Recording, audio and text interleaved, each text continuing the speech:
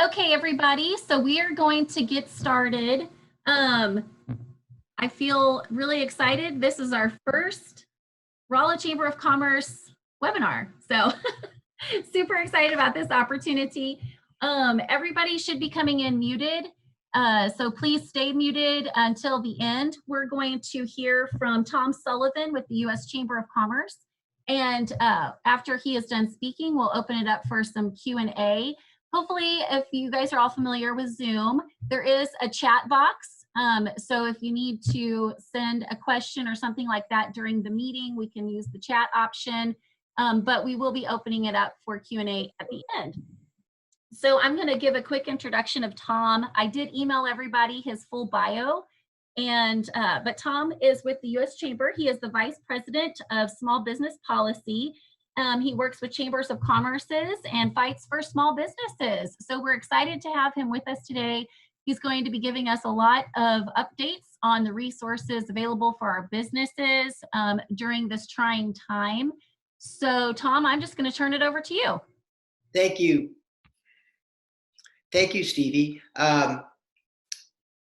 So, this is your first video webinar, and I can't wait to get back into the office after the pandemic and get into a contest of what the strangest thing that has happened during a video webinar for all of my colleagues. Every day is an adventure in this new way of working, and so thank you for setting this up. As you had said, I work for the U.S. Chamber of Commerce, and we are extremely grateful for you and roughly 1,600 of your colleagues who are helping small businesses across the country better understand what federal resources are in place to try and help them weather the pandemic. About 5 weeks ago, it seems like 5 months ago, or really 4 or 5 weeks ago, when the pandemic was coming towards the United States and we knew that it would have a significant impact on our economy, at the U.S. Chamber, we adopted a pretty simple principle, and it's guided us for the last 5 weeks, and that is that no business and no family should be bankrupted due to the temporary economic disruption of the pandemic.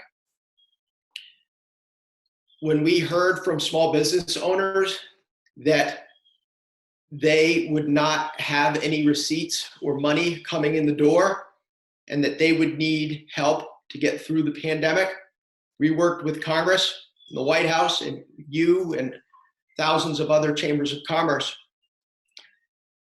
to pass 3 laws in 3 weeks. Really pretty remarkable when you think about it, especially in the hyper-partisan environment that existed in Washington, D.C. Now that those 3 pieces of legislation are law, we have switched gears.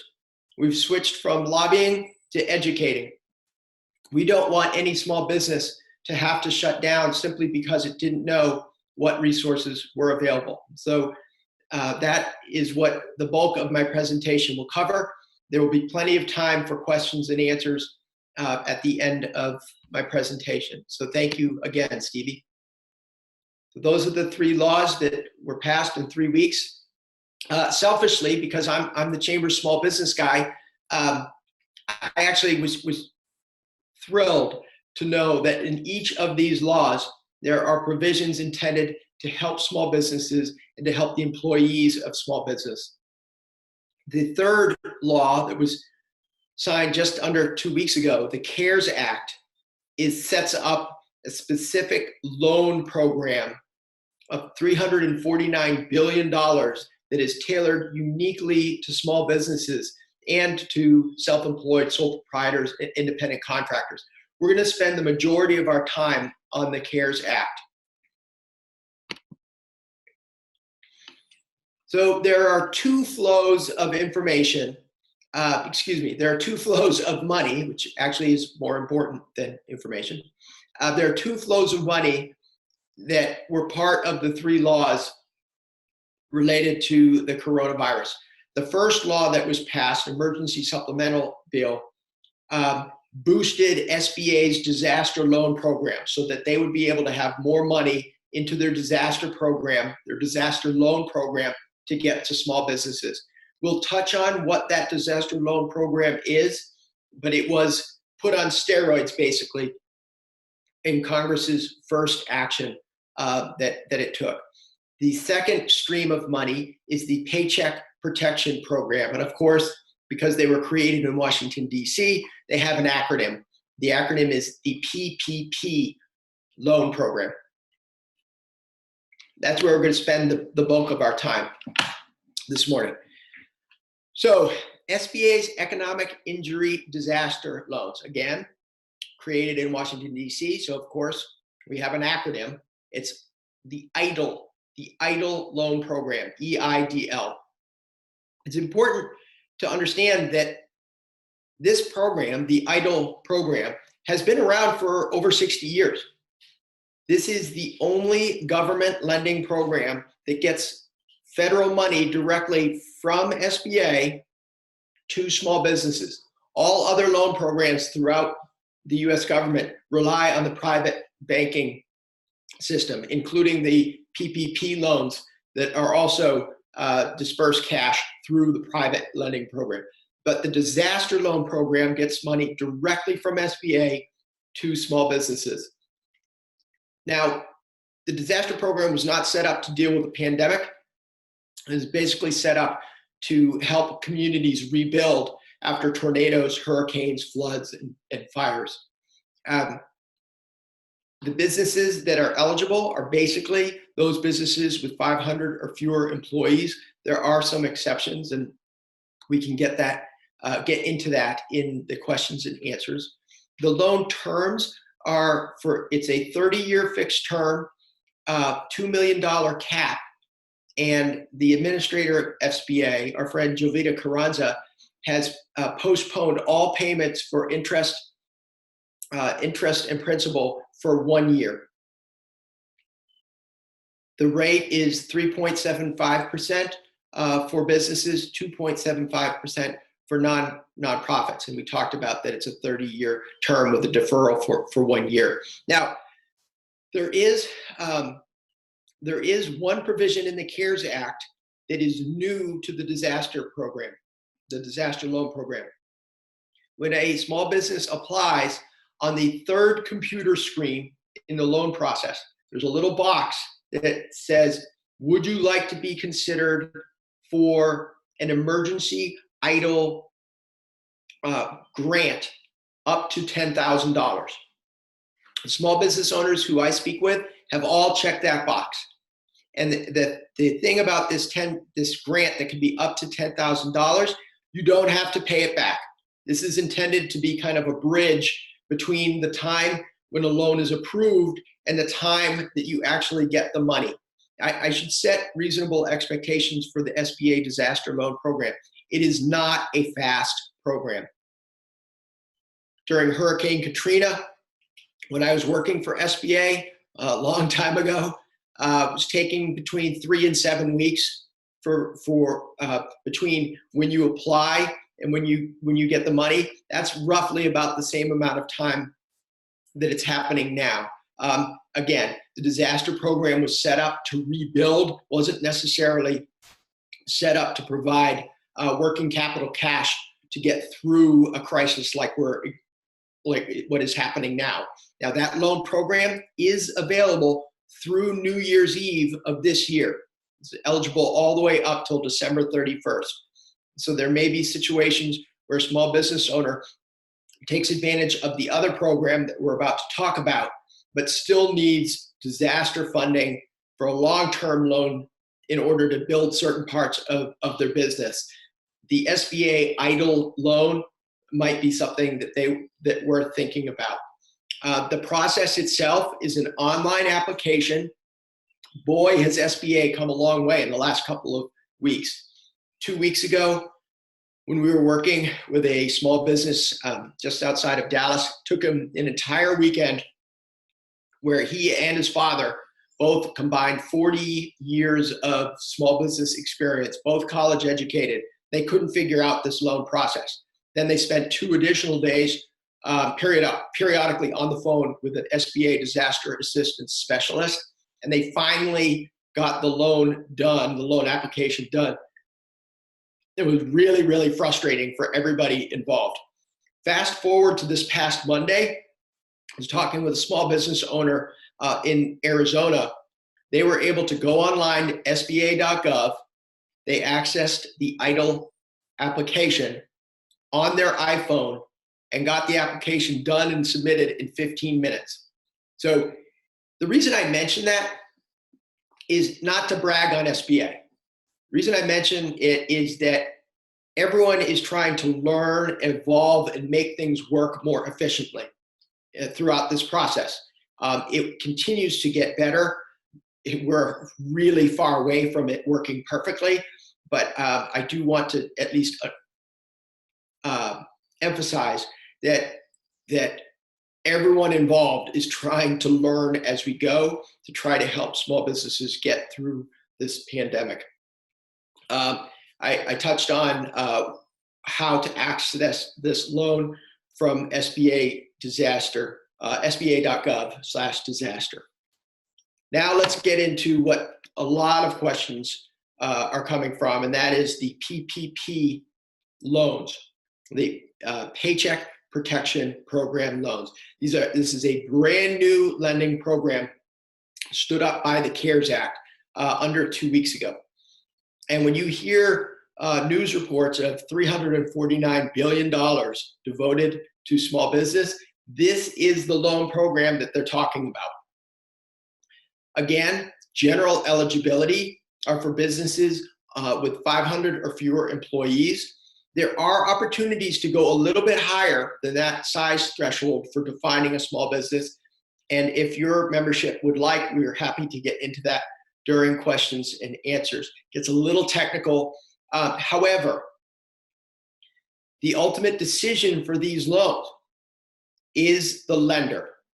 These are lenders and bankers who are in the communities in Missouri where you live and work.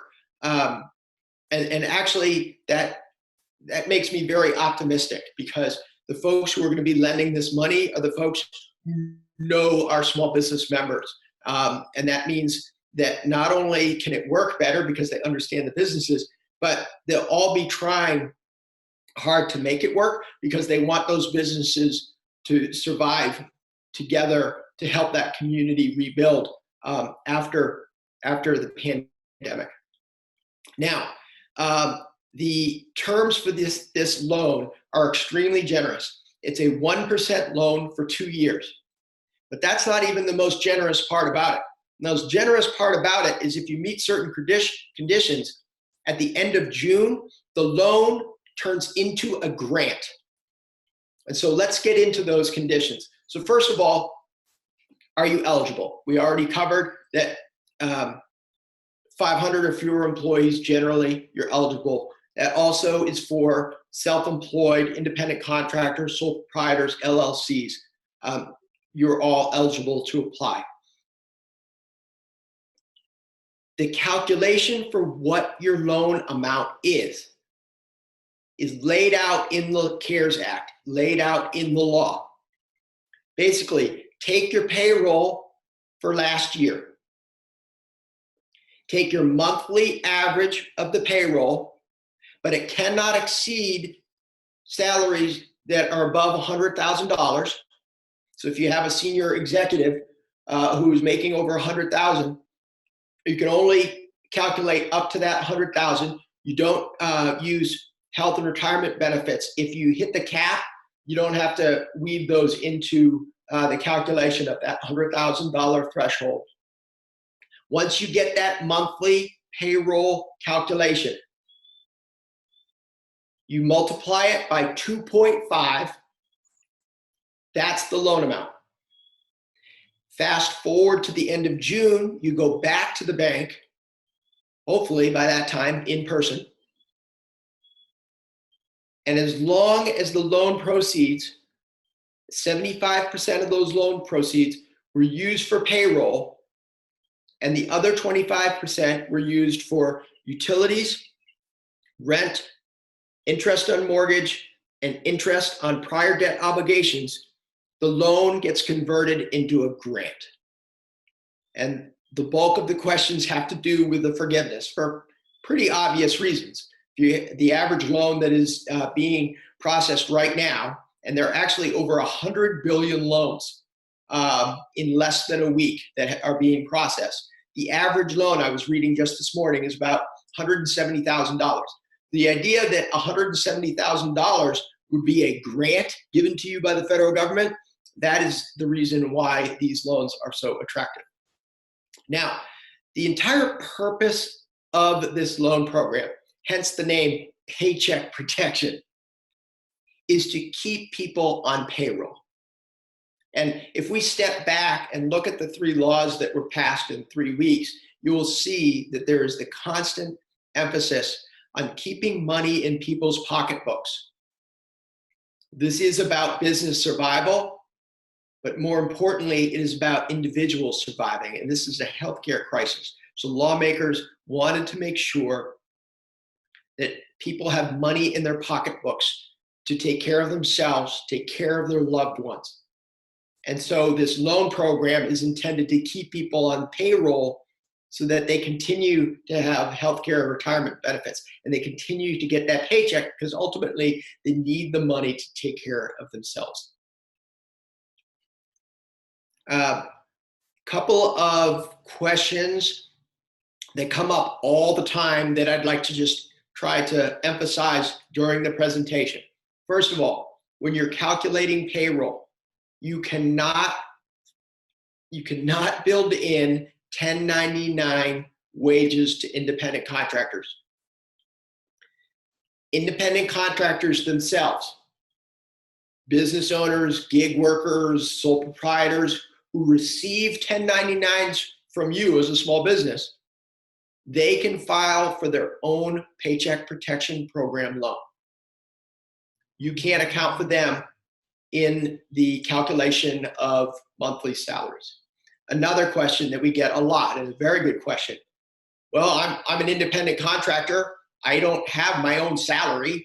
It seems like a waste of time to go through a salary equation if it's just me. How do I calculate it? Well, all you have to do is just replace the term salary with net income. And it's the same calculation. You look at last year's net income, divide by 12, you get 1.5 months times 2.5. And I think the maximum loan you can get, I'm not that good at math, so I had to do this on a calculator. It's $20,833.33.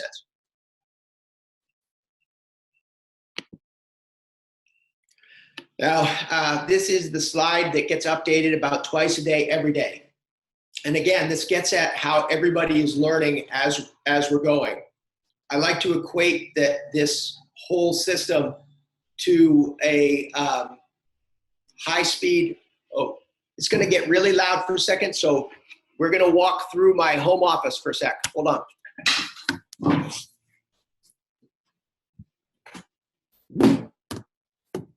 This is like a home tour, Stevie. We like home tours, so that's okay. I love it. It makes it more real this way. Yeah. Luckily, we didn't have my dog introducing himself to everybody, but that will happen shortly. All right. Well, here we are in my basement studio.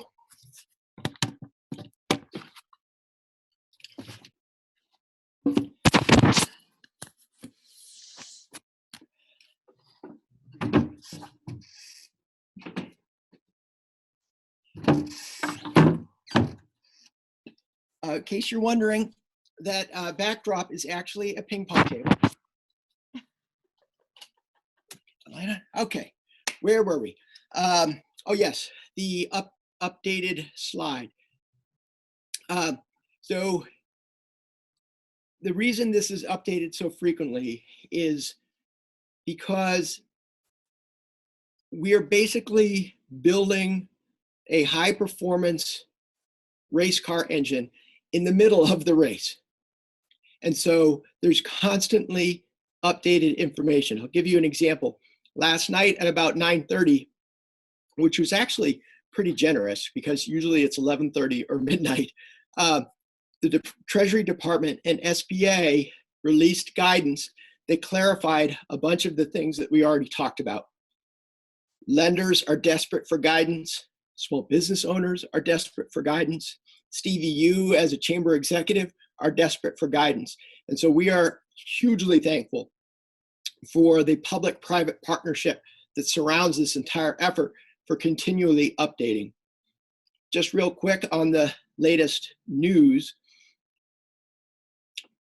Last Friday, when the loan program started, it started with 1,800 SBA lenders.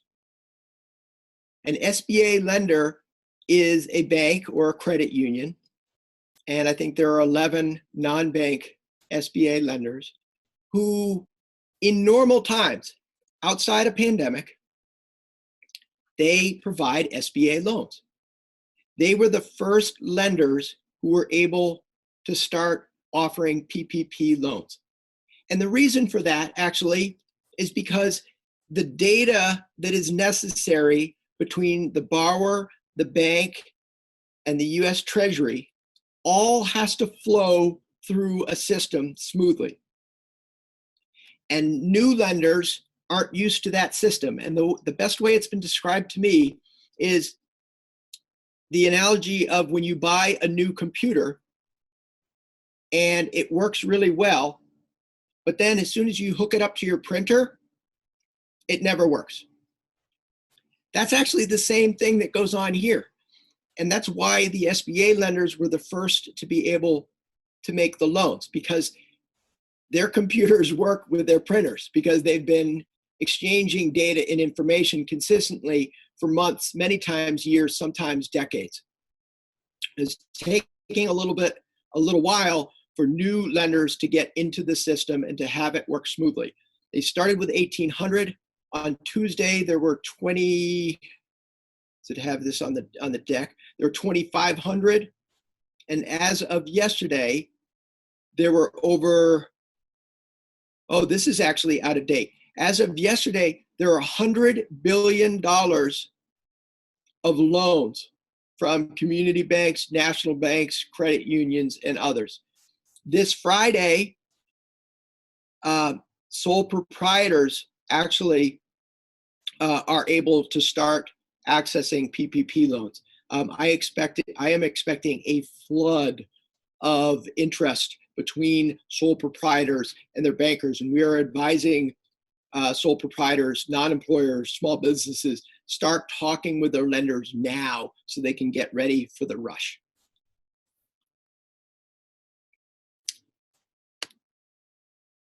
So at the U.S. Chamber of Commerce, as I had said at the beginning of the presentation, we want to make sure, Stevie, that you're informed and that your members are informed. And we rolled out a small business digital platform about 19 months ago. And for the coronavirus pandemic, we are making sure that the latest information is available on this small business digital platform. Now, the beauty of this digital platform is that you'll read an article, and the article will look like the article you read today or yesterday or 2 weeks ago. But the editors on this digital platform are making sure that every reference, every hyperlink is completely up to date. That way you don't get onto a website and see 70 different links. You're not sure what's the latest, what was updated, where to go. We want to keep it simple. We want to keep it to narrated information. And even 25 minutes ago, the Small Business Guide, which we have, and it has been the most downloaded piece of chamber material ever in the history of the organization, that too was updated just about 40 minutes ago. It's a 4-page guide that does a heck of a lot better job explaining the Paycheck Protection Program loans than I just did. So Stevie, with that, if it's okay, is it okay to just open up for questions?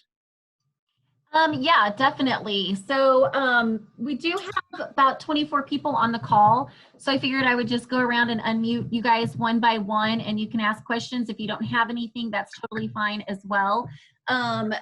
Because I don't want 24 people trying to speak at the same time. So Amber, I am starting with you. Do you have any questions? Nope, I'm good. Okay. No, I don't have any questions at this time. Thank you. Okay, thanks. See if my unmute works. Trying to unmute Reba.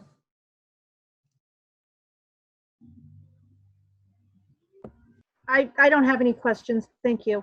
Okay, thanks, Reba. Jenny, did you have anything? I don't. That was a great overview, Tom.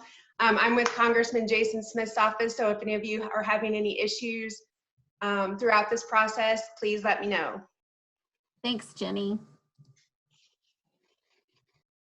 Let's see. Flynn, I can't, for some reason, it's not letting me unmute you. Stevie, we also have a chat function that I'm able to see if folks like to Yes. type in there too. Okay, perfect. Val, do you have any questions? No, no questions at this time. Thank you. All right, thank you. Tara?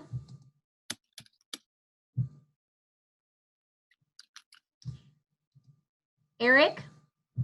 No, thank you. Oops, Lister? Yeah, I just put my question inside the chat. You answered the initial one, but the second one is, are we going to record this? Will the recording be shared? Yes, it is recording, and we will share this. We'd like to share it in our weekly email that goes out to our membership, but I can also send it to everybody that signed up for today's presentation, as well as the slides. Tom shared his slides with me earlier, so I can send those to everybody, but it'll be on the recording as well.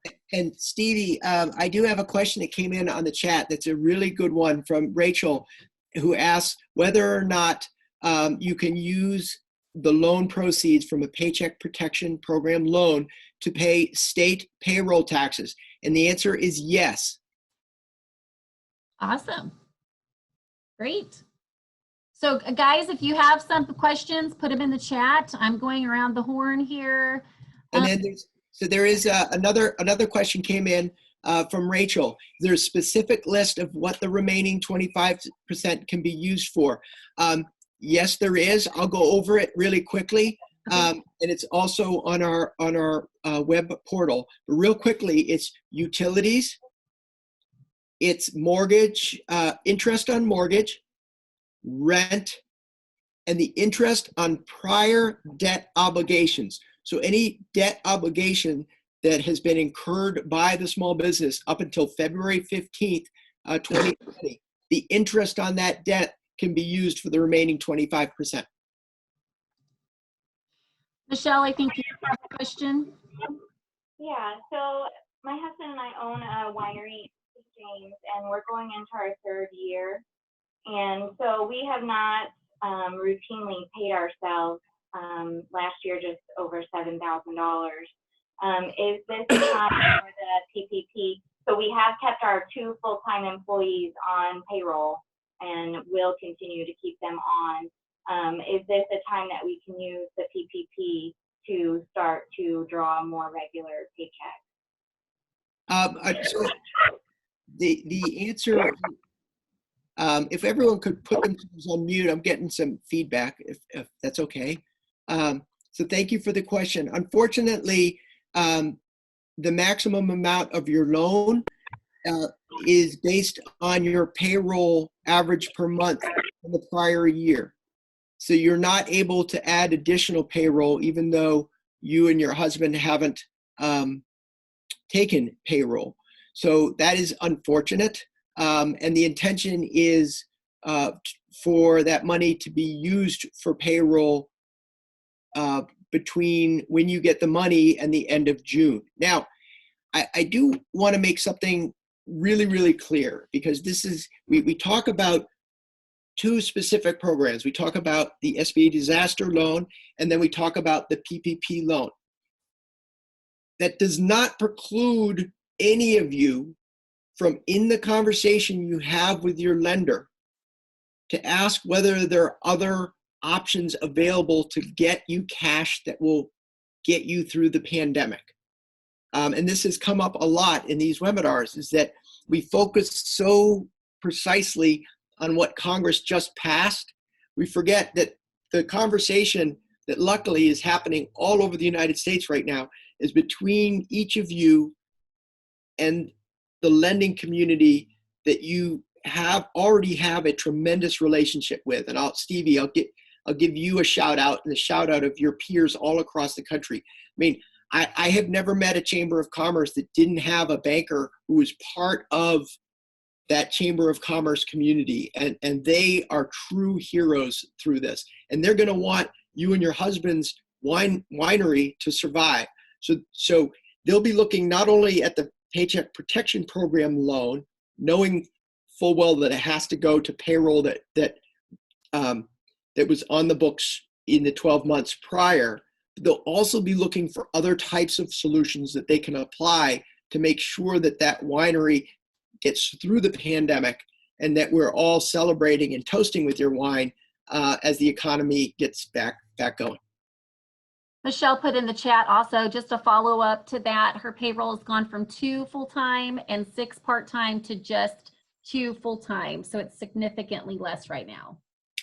So Michelle, thank you for helping that out. So you point out two important things to remember. So first of all, the calculation of, well, how many employees did I have?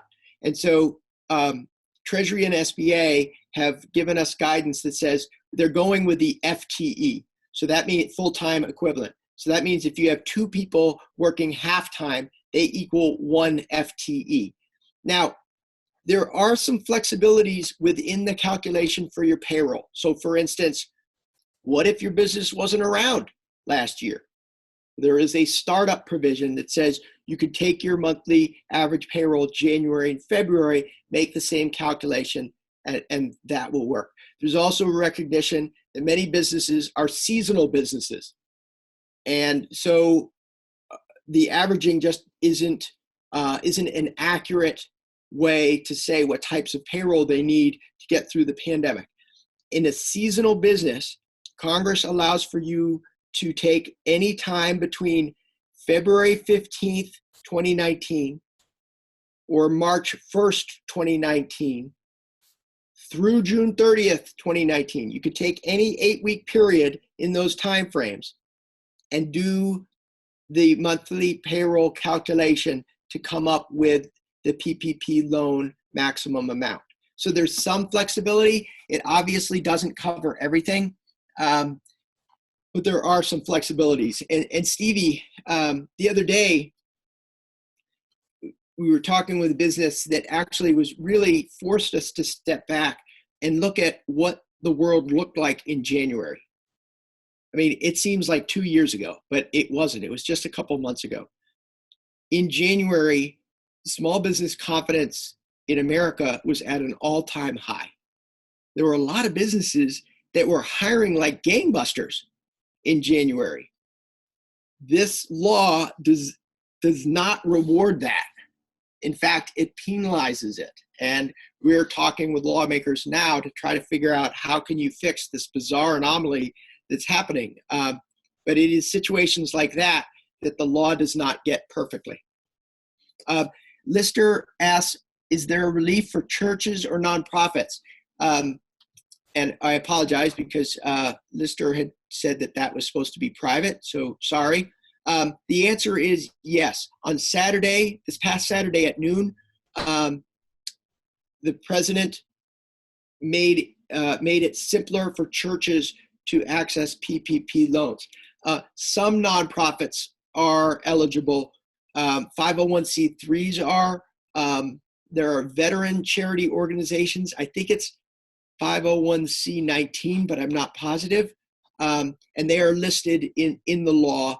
And bankers certainly know which charitable organizations are able to access the PPP loans. Rachel also had a follow-up to her previous questions. She says her previous understanding is that the funds cannot be used to pay federal payroll taxes. Is that also correct? Yes, so there is, this is where it gets a little bit complicated. The funds cannot be used to pay the employer side of payroll taxes. Employee side of payroll taxes are part of compensation. And the reason for this is that there are other provisions within the laws that allow for you to push off payroll taxes for 6 months.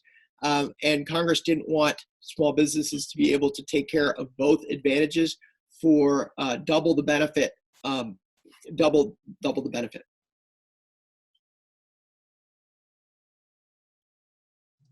I'm not seeing any other questions come in. I'm just going to ask a couple people. Jessica, did you have anything? Okay, Tracy, do you have anything? I can't unmute Tracy either. Trying. Okay, Rachel commented something else over here. So the 6.2% and 1.45% cannot be paid with the funds, but the remainder can.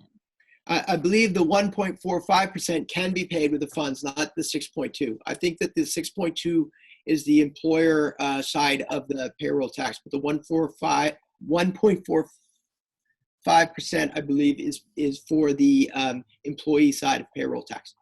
Not positive about that, but that seems to be it. The bankers will have a little bit better guidance, but that's how it breaks down, basically. Okay. I'm not seeing any other questions come in. So I know I had sat in on a previous call, and there was some people that were kind of new to business this year. They had just started up their companies, and they were asking some questions about they didn't know what help was available for them because they didn't have some of the history to go from since they're brand new businesses. So do you have anything to comment on that? I do. There is a startup provision. So first of all, you have to have been in existence on February 15th, 2020. That's kind of initial existence threshold that's important. But there is a startup provision that says if you don't have the last 12 months to rely on, you can take just the 2 months, January and February of 2020, and use the same averaging calculations to come up with what your loan amount can be. Well, wonderful. That's great. Okay. Any closing remarks from you, Tom? Because I'm not seeing any other questions. Well, Stevie, thank you. No closing remarks other than a heartfelt thank you for helping get this information to your membership. Well, thank you so much. We greatly appreciate your time. I know that you're extremely busy and you have a lot of things going on, but we greatly appreciate you filling us in on everything that's going on. Lots of questions that people have, and I know it's ever changing. So again, everybody on the call, we will be sharing the slides. We will be sharing this recording. And also the Rolla Chamber of Commerce does have a link on our chamber website. If you go to rollachamber.org, we have COVID-19 business resources, and there's a lot of links to the documents that Tom had mentioned. We're constantly updating them as we get updates from the U.S. Chamber, also the Missouri Chamber, and some of our local lenders as well. So that's a good resource for you guys to watch. I think Tom had mentioned previously, some emails look the same, but it has new information. So make sure that you're constantly following that because things are constantly changing. So thanks again, Tom, and thanks to everybody for joining us. Thank you, Stevie. Thank you, folks. Take care.